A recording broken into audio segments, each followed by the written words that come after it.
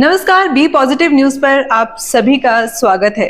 कहते हैं एक छोटी सी रोशनी, एक छोटी सी चिंगारी जो है अंधेरे को चीर देती है। ऐसे ही कुछ बच्चे होते हैं जो दूसरे बच्चों के लिए प्रेरणा स्रोत बन जाते हैं, एक मोटिवेशन बन जाते हैं।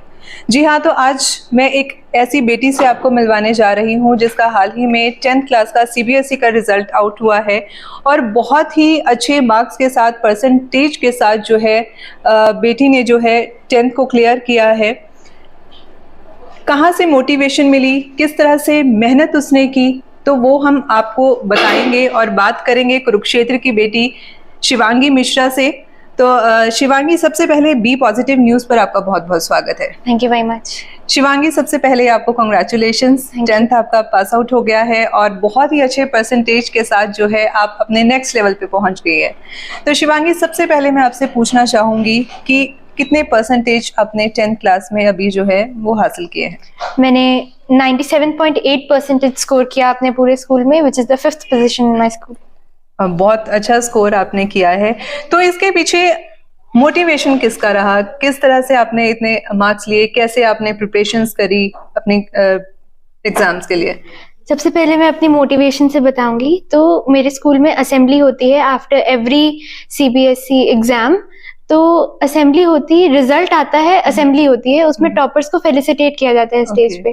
तो हमें बैठाया जाता है पूरा सामने, स्टेज पे टॉपर्स आते हैं, सबके मार्क्स अनाउंस होते हैं। तो वो देख के मुझे लगता था कि मैं भी एक दिन वहां खड़ी हूँ, मुझे भी बहुत अच्छा लगेगा।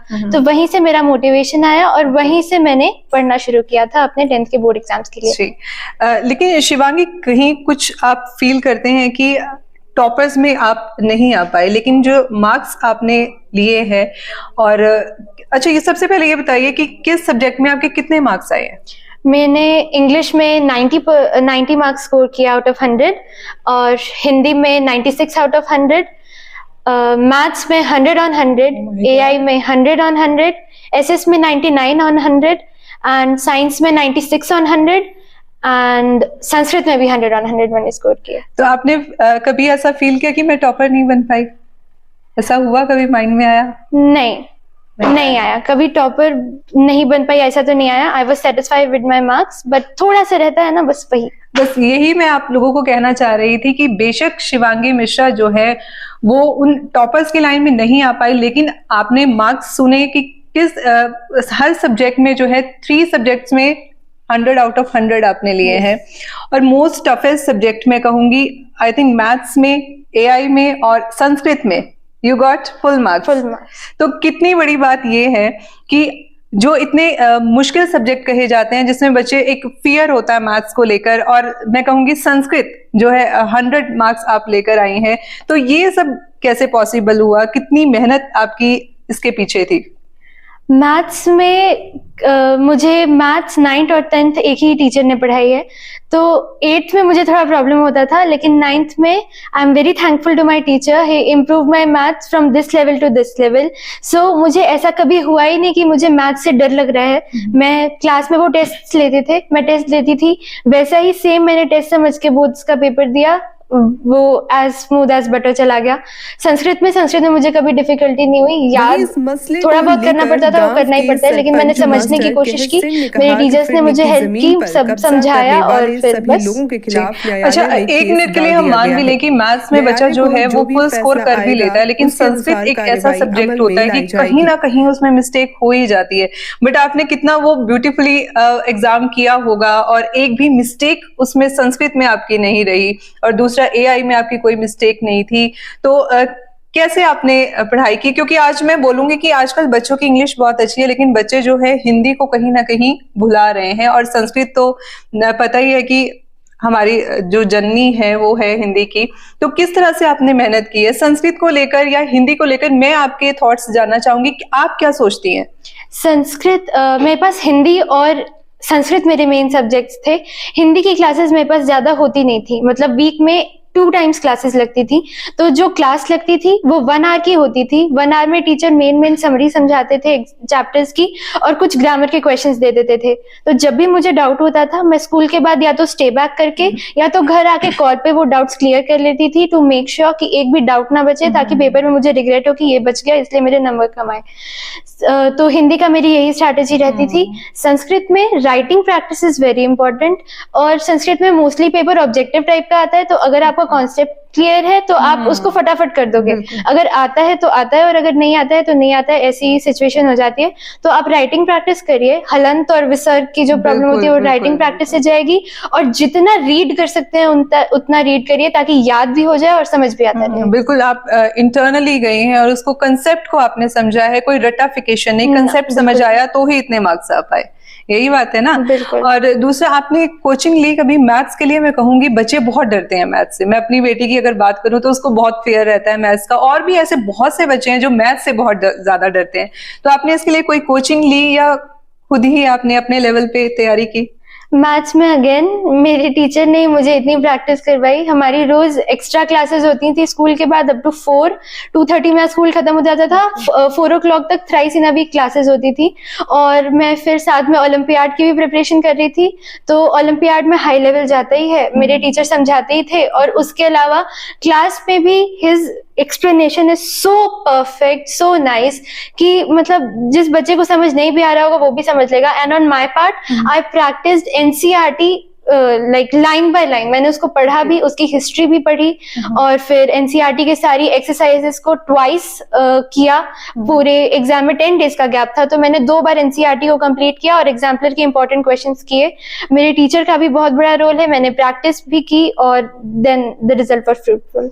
तो जब आपके एग्जाम चल रहे थे या एग्जाम से पहले, आप कितना टाइम अपने स्टडी को देते हो? एग्जाम्स के पहले मैं पर डे आके एटलीस्ट, मतलब मैं ऐसे आवर्स फिक्स नहीं करती थी, मैं अपने रोज गोल्स फिक्स करती थी इतना कि करना आज, ही है मुझे। हाँ, कि आज इतने 5 टॉपिक्स कंप्लीट करने हैं, उसके बिना सोना नहीं है। तो फिर जब तक वो टॉपिक्स कंप्लीट नहीं होते थे मैं वो टॉपिक्स कंप्लीट तब तक नहीं सोती थी। टॉपिक्स कंप्लीट हुए, चेकलिस्ट बनाई, रिवाइज किया एक बार पूरा, और उसके बाद ही मैं सोती थी। जी शिवांगी, तो आजकल के अगर बच्चों की बात करूं, कुछ बच्चे ऐसे हैं जो बिल्कुल ही बुक वॉर्म बन जाते हैं, बुक्स में ही घुसे रहते हैं, और बावजूद उसके भी उनके मार्क्स इतने अच्छे नहीं आ पाते हैं। तो क्या शिवांगी भी एक ऐसा ही बच्चा है जो सिर्फ हमेशा पढ़ती रहती है, या फिर अदर एक्टिविटीज में भी पार्टिसिपेट करती है? मैंने कभी ऐसा नहीं किया कि मैं सिर्फ पढ़ती रहूं पूरे दिन। पूरे मुझसे मोर देन 1.5 hour के बाद मेरा मन ही नहीं लगता पढ़ने में। तो मैं थोड़ा वॉक कर लिया, थोड़ा म्यूजिक सुन लिया, कुछ लाइट खा लिया, कुछ टीवी पे देख लिया।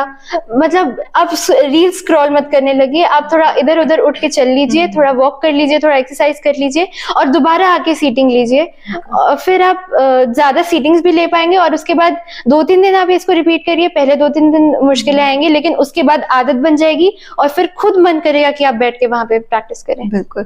तो शिवांगी, स्कूल में भी बहुत तरह की एक्टिविटीज होती हैं, क्या उसमें भी आप पार्टिसिपेट करते रहे हैं? मैं हमेशा पार्टिसिपेट करती थी, be it debate competitions, be it drawing, और बीट एनी राइटिंग कॉम्पिटिशन। मेरा पूरा एनुअल फंक्शन आता है, 3 days का होता है। आई पार्टिसिपेटेड इन 7 events, और मुझे नहीं लगता मुझे कोई प्रॉब्लम आई वो करने में, because I fixed my goals and I keep both of the things different, so that दोनों चीजें मैनेज हो। बिल्कुल, मतलब अगर आप माइंड में एक एम लेके चलो कि मुझे इतना करना ही है, उसके बाद आपने एक्टिविटीज भी करनी, तो वो दोनों चीज मिक्सअप नहीं होती, और दोनों ही जो है वो बैलेंस होके इक्वली चलता रहता है। ऐसा ही है ना। तो आप उन बच्चों के लिए क्या कहना चाहेंगे आजकल जो बहुत सारा टाइम जो है अपना स्क्रीन टाइम में वेस्ट कर देते हैं, चाहे वो टीवी की स्क्रीन हो, चाहे वो मोबाइल की स्क्रीन हो?